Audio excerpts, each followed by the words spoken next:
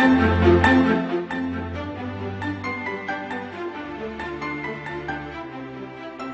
Ubracha, on se retrouve avec la 6e Mishnah du 6e Perek, la dernière Mishnah du Perek.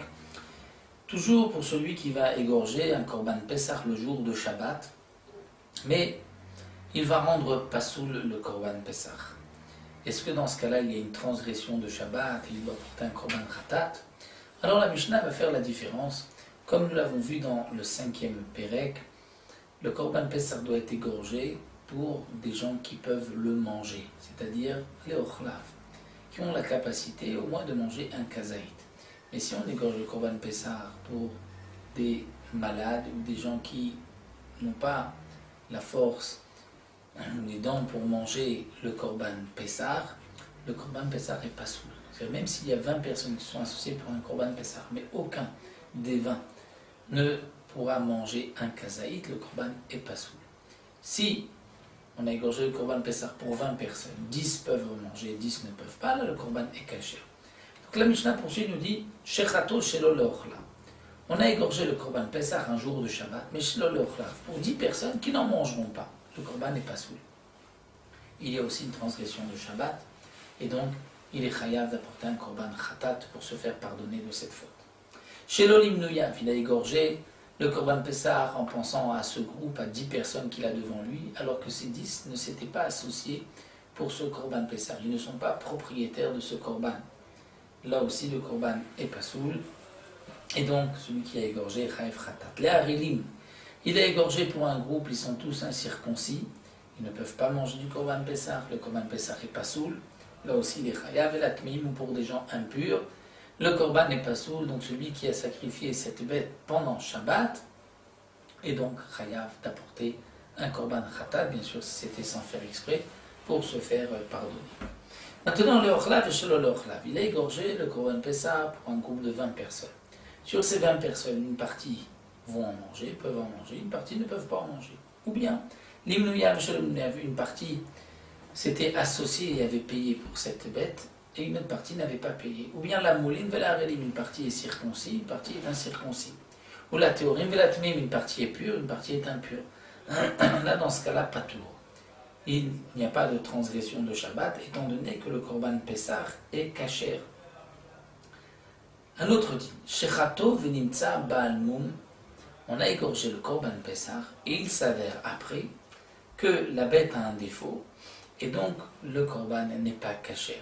Le groupe qui a apporté ce korban ne s'est pas acquitté de son obligation, il devra apporter un autre korban. Eh bien, chayav, il est quand même chayav d'apporter donc un korban khatat pour la transgression de Shabbat, celui qui a égorgé la bête, que ce soit un Kohen ou un Israël, puisque le korban Pessah peut être sacrifié, égorgé uniquement par un Israël. Donc il apportera un korban khatat. Pourquoi? Parce que c'est un shogeg, sans faire exprès. On ne peut pas considérer que c'est un cas de force majeure, étant donné qu'il aurait dû vérifier la bête avant et être sûr que la bête n'a pas de défaut. Mais, Shechato velinsa trefa baseter.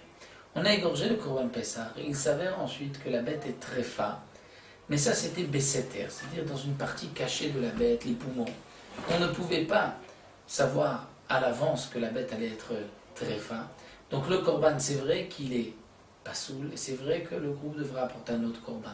Donc c'est vrai que cette bête a été égorgée d'une certaine manière pour rien le jour du Shabbat et qu'il y a une transgression de Shabbat. Malgré tout, celui qui a égorgé n'apportera pas de korban khatat parce que c'est un cas de honès, patour, un cas de force majeure. Shechato venoda shemashro abalim et yadam. On a égorgé la bête, venoda, et il s'avère shemashro abalim et yadam que les propriétaires se sont rétractés. C'est-à-dire que les propriétaires ont décidé de sortir de ce Korban Pessah et de prendre un autre Korban Pessah. Ils avaient dit, bon, on s'était associé pour ce Korban, maintenant ils changent d'avis, ils se retirent et ils vont prendre un autre Korban. Ou bien au Shemetu, les propriétaires sont morts. Au Shinitmu, les propriétaires sont devenus impurs. Et donc dans ces trois cas-là, on ne peut pas égorger la bête puisqu'il n'a plus, ce sacrifice n'a plus de propriétaires ou de propriétaires qui peuvent manger la bête.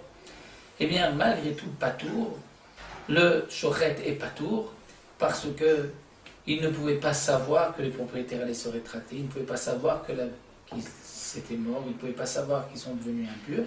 Et donc au moment de la Shrita, Birshut, il a égorgé la bête alors qu'il avait le droit, il avait la permission de le faire. Donc c'est vrai qu'il y a une transgression de Shabbat, mais c'est un cas de force majeure, il n'apportera pas de Korban Khatat pour se faire pardonner, c'est-à-dire que la faute est moins grave même qu'un shogeg, qu'un cas où il a fauté sans faire exprès, et c'est pour cela donc qu'il est patour. Donc voici, nous avons terminé le 6e Pérec, on se retrouvera le 7e Pérec, toujours concernant le Korban Pessah, mais nous verrons exactement comment on procède pour le faire griller. C'est-à-dire là, nous avons vu les dynimes de comment on va égorger le Korban Pessah, asperger son sang, etc. Et nous passerons à la suite, c'est-à-dire comment on va faire griller le Korban Pessah.